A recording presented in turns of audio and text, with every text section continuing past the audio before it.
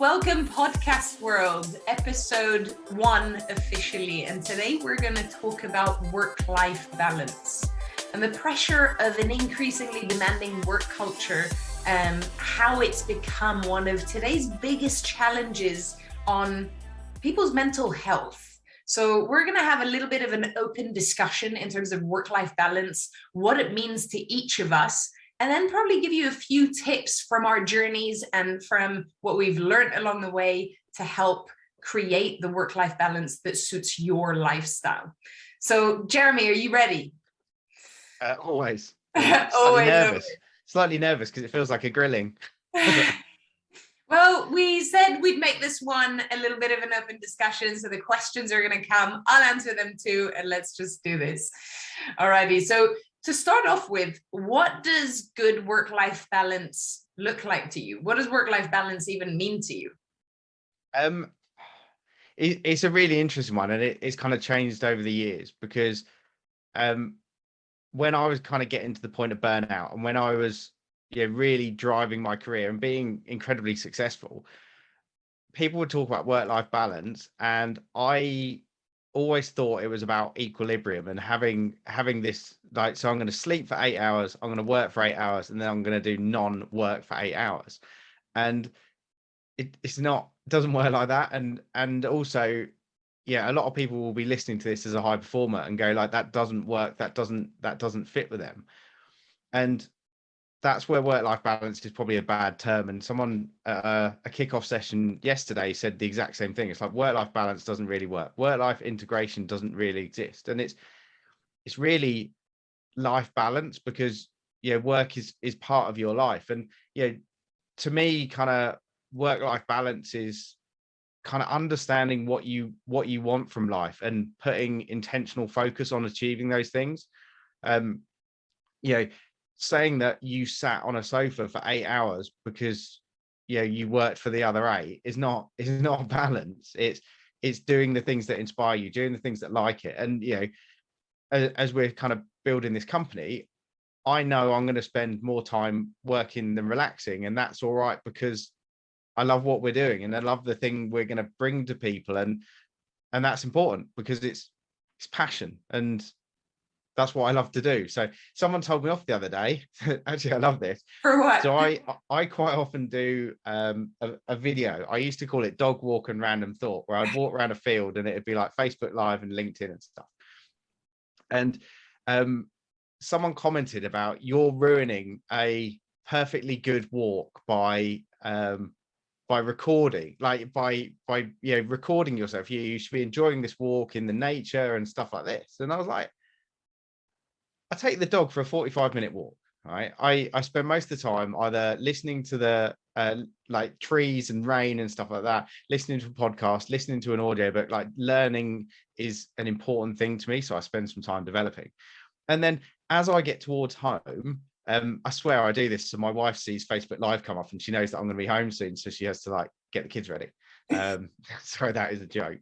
But I do like a Facebook Live, and it'll be like 3 to 5 minutes tops, where I just talk about something that's in my head. And one of the things, and the video was actually about work-life balance and how it's kind of a fallacy, and they were kind of questioning it, like you shouldn't be working or creating content or something during that. It's like, why? Don't give everyone the same boundary as you have. Like, this person clearly wants to disconnect with technology, they want to get in nature, and they want to enjoy the walk. Absolutely phenomenal.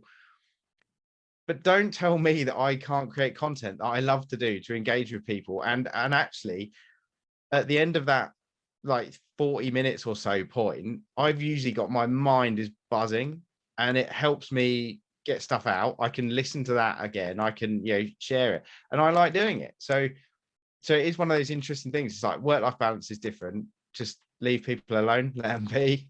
But 100%. And I couldn't agree more. I mean, I think the two key takeaways is that work-life balance means different things to different people based on what they want to achieve and where they're stressed out and what they want to feel fulfillment in. But I think the work-life balance in general is about living an inspired life where you're not just in autopilot mode, working day in, day out, and not giving yourself the time to feel inspired, to grow, to dream, to plan, and all of these things. And then the second thing that I find is super important, and you touched on this, is knowing what your ambitions are, knowing what it is that you want to work towards, whether it be your goals, etc. Because if you don't, that is where the pace of life takes over. And that is where we start to feel resentment towards the things that are taking up time in our life, because we don't give ourselves the chance. And a lot of us, I mean, when I think of myself as an employee, I didn't even know how to set goals or plan or do any of that stuff, because it's just not taught. So 100%. And I completely agree. It is different to everyone. I don't think it's so much about splitting time 50-50 between work and leisure. I think it's about feeling fulfillment in everything that you do. So whether it's meeting deadlines at work, but still having time for friends and family, whether it's sleeping properly, whatever that is, I think it's about that harmony in the different areas that take up our time and energy. Yeah, absolutely. Cool. It's probably also a bit about being intentional, and like I said about building the business, it's as long as you're being intentional about what you're doing, it's all right. Because if you think of a wonky bar stool, it's if one leg's shorter than the other, you're going to fall over, right? But you can sustain it for a certain period. And I think people, again, I used to do some incredible stuff with work, and I wouldn't regret that for a minute, but the problem is I never swung back the other way, and that's actually what burnout does. Burnout pulls you back. So if I would sit there and go, right, I'm going to build the business, so I am intentionally going to work more hours during the day, because here's the value it's going to get me, knowing the fact that I will build in more rest days in the future, or I will build in holidays, adventures, things with the kids. So I think so many people get caught up with they're working really hard, but they've got no life. They haven't got that target, that intention. So when someone's sitting at the dinner table and they're still sending work emails, and the kids are talking to them and they're going, yep, like, that's not work-life balance. Because you say, oh, we had dinner as a family. It's like, no, you didn't. You had there was no connection, no intention there. And that's so important. Like, you can focus on one thing over another thing, but it's making sure that over a sustained period of time it's balanced, and you really understand what you're doing, why you're doing it, and what that outcome's going to be. 100%, completely agree. So because again, without this awareness of what work-life balance or harmony or intention really is, people don't know what to look out for. So what do you, in your opinion, how would you know if your work-life balance was unhealthy? You're probably miserable for a start. But what? Yeah, I think there's a lot of resentment that comes in, because it's that you kind of at work, and we all have to work. There's very few people in this world that can make a passive income or be carried. I'm probably going to say something I shouldn't do. Or just be happy. I mean, there's a lot of people that could happily not work, but they want to work because they love it. And I think it's working on that inspired stuff, and it's when you feel like your work's a chore and work is a pain. And the people that I really hate the term hump day. Like, oh, I'm at hump day. It's like, don't, like, we both studied NLP, and to the words that you say sort of drive you. And when people are like desperately trying to get to Friday and they're sat there dreading a Sunday night, that's when your work-life balance doesn't work, because you can do a job that doesn't inspire you. You can do the things that you aren't really passionate about, because at the end of the day, a job is a means to an end to have a life. Mhm. right? Now, yes, you can have an inspired job and you can have this, yeah, like the things you really love doing. And fortunately, we can do that. But do you know what? If you can go stack shelves in the supermarket and be happy and contented and come home and be fully engaged with the family, and that money is providing you food, shelter, and the holidays, the trips to the park or whatever it is, that's like that's a work-life balance. That's contentment, because work is fueling the things you want to do. So you shouldn't resent it. And I think too many people end up resenting it, that's when they've got no balance, because they're having this massive negative 8 hours a day that 100%. they can't work out what to do. Absolutely, completely agree. And I think it's all about, it's like you said, pointing out those areas of unhappiness or discontent. And just to add a little bit of humor, because that's stuck in my head since you said it, hump day. I have a little lab here who humps everything. So every time I hear the term hump day, that's all I think about. This small little black lab humping every dog that he sees. But anyway, back to the topic. Just a couple of things that really made a difference for me that I wanted to share in terms of, I know sometimes we can't make changes in our work, or we can't just get up and leave and switch jobs, or right, people might be on contracts, people might not be comfortable making a move like that, they might have dependencies, etc. But a couple of tips that I wanted to share that might help anyone who's feeling that sort of resentment or that niggle, until you know what it is, how to check in into your work-life balance. And the first thing is to really ask yourself, what is causing me stress and unhappiness? What is causing me this discontentment? And how is it affecting my work and my personal life? Because I think with that awareness, we're able to really pinpoint what we need to address along the way. And just by pausing and thinking about priorities in our life, it can help us discover how we want to live and what's working for you and what isn't working for you. So that's tip number one. I think the second one is to really pay attention to your feelings and follow that emotional sat nav as such, because if you're not happy in something, that is your mind, your body trying to tell you something. And once you're aware of it and you acknowledge it, that is when change can happen. You can decide to make change, as opposed to feeling unfulfilled, angry, resentful, whatever that might be. And I think the third thing is prioritization. So you said this earlier, knowing what alternatives we have and being able to think about what needs to change, whether it's working long hours, bringing that down, whether it's working from home, whether it's more family time, whatever it is, it's about reprioritizing and then making those changes, like asking to make certain changes or changing your schedule or adding certain hobbies in to give you that fulfillment. And I think that's super, super important for everyone to know. And that was part of my journey. And those are the things that really, really stood out and helped me. Do you have any other tips to add to those? I do, but I just to kind of pick up on what you said about, it's kind of that journey. And I think everyone needs to realize that the earlier you can kind of pick up on these things, the better. I mean, I went through a lot of my career with, or actually my life with kind of the wrong, those wrong values, those wrong goals.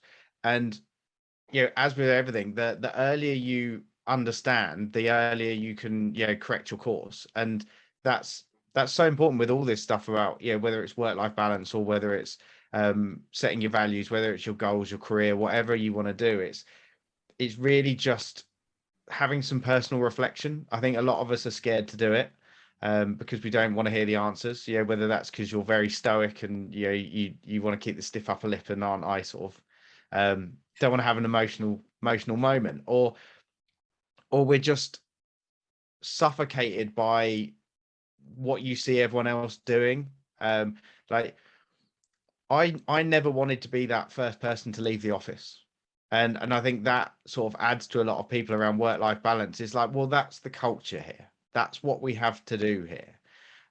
So people feel like they need to be in the office. And the problem with that is everyone just spends longer in the office and delivers less work because, exactly, productivity, it's a very proven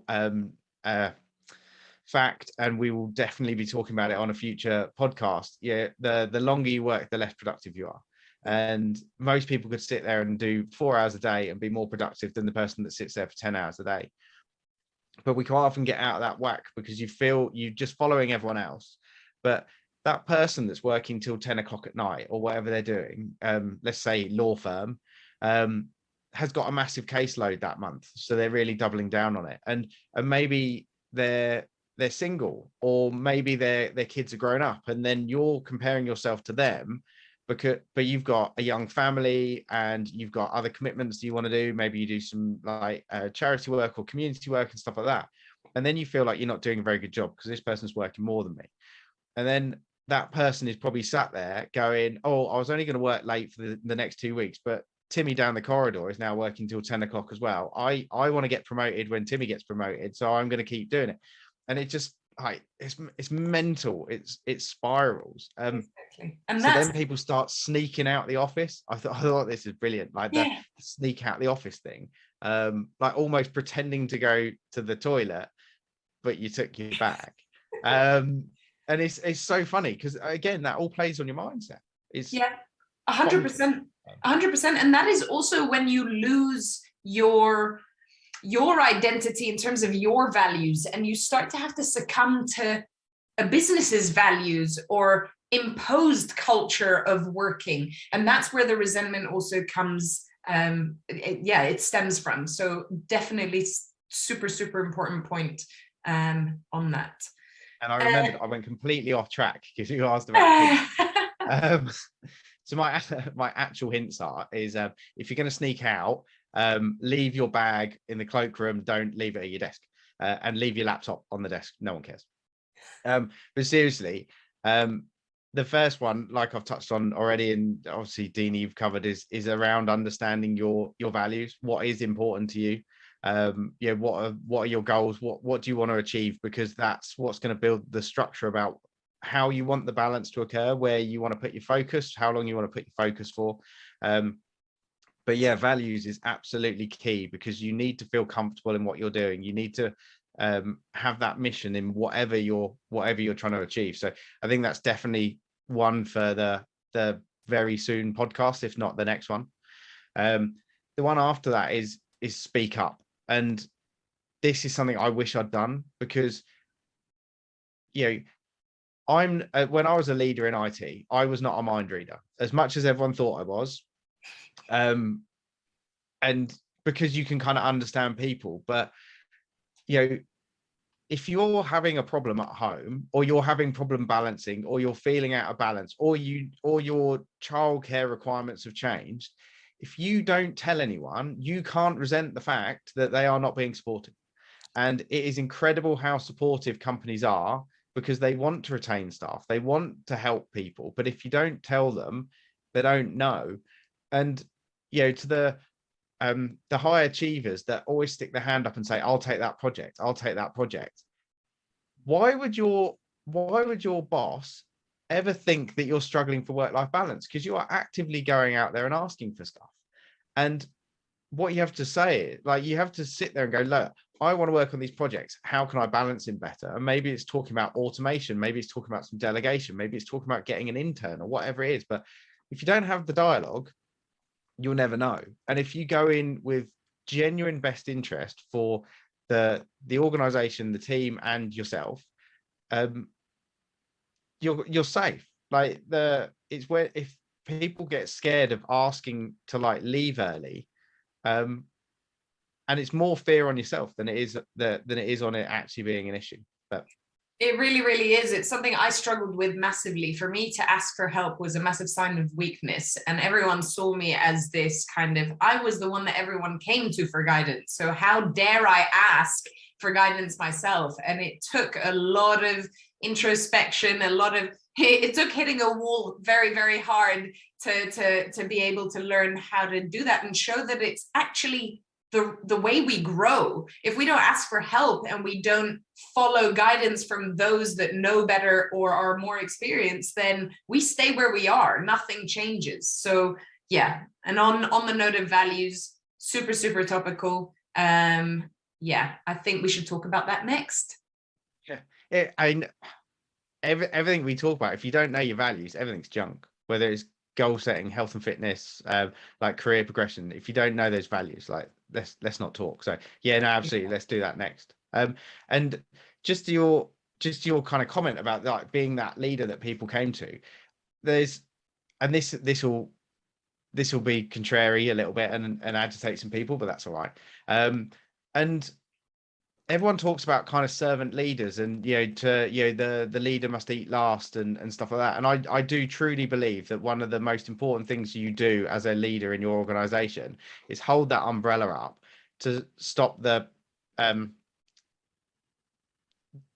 mess coming down. I don't want to be able to, I don't want to have to register this website, this podcast for having swear words.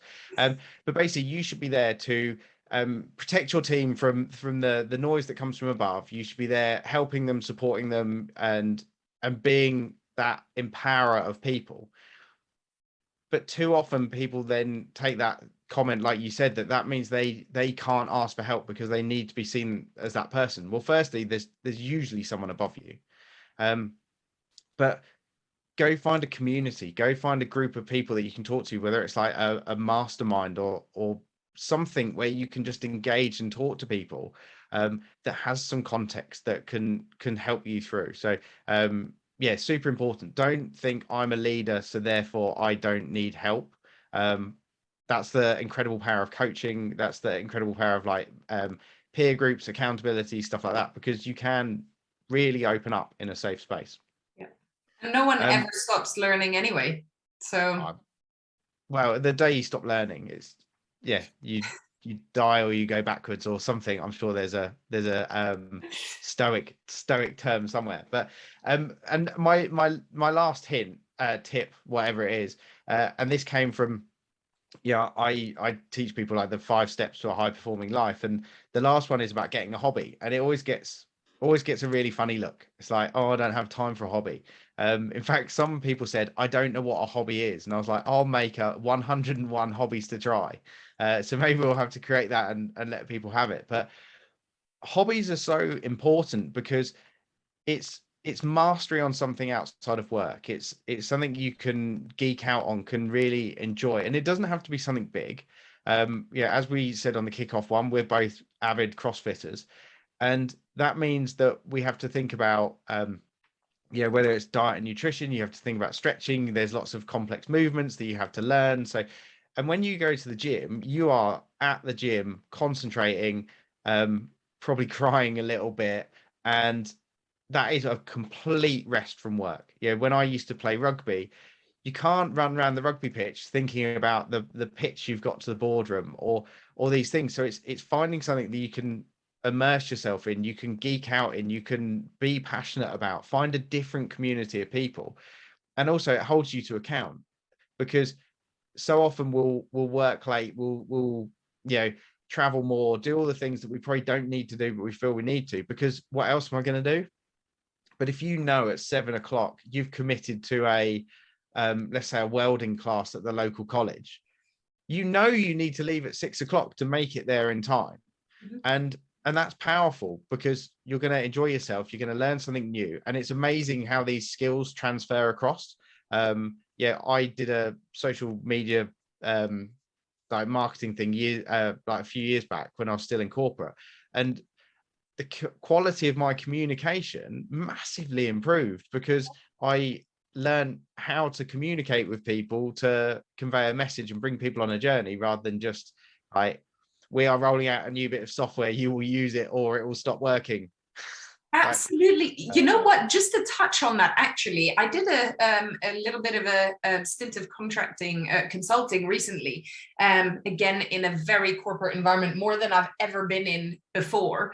And it to that note, the people around me, the younger teams, especially the team members who had been there maybe 4 or 5 years, fresh from university or college, or they all talked the same language, the same tonality, the same. And I was just like, what's this? There's a movie with Stepford Wives or something of the sort where it's all this programmed, and I was just like, you have zero individuality. So yeah, 100% go out there and find a hobby that'll bring out parts of you that your work or your family or whatever it is, the two things that you do day in, day out, you can't develop. So yeah.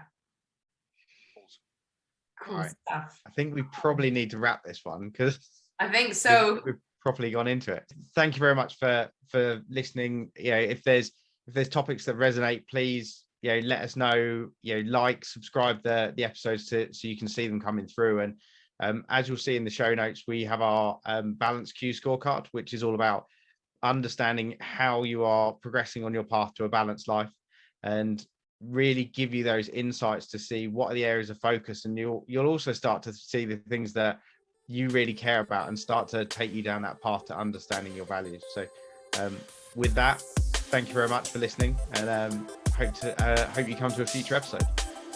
See you next time.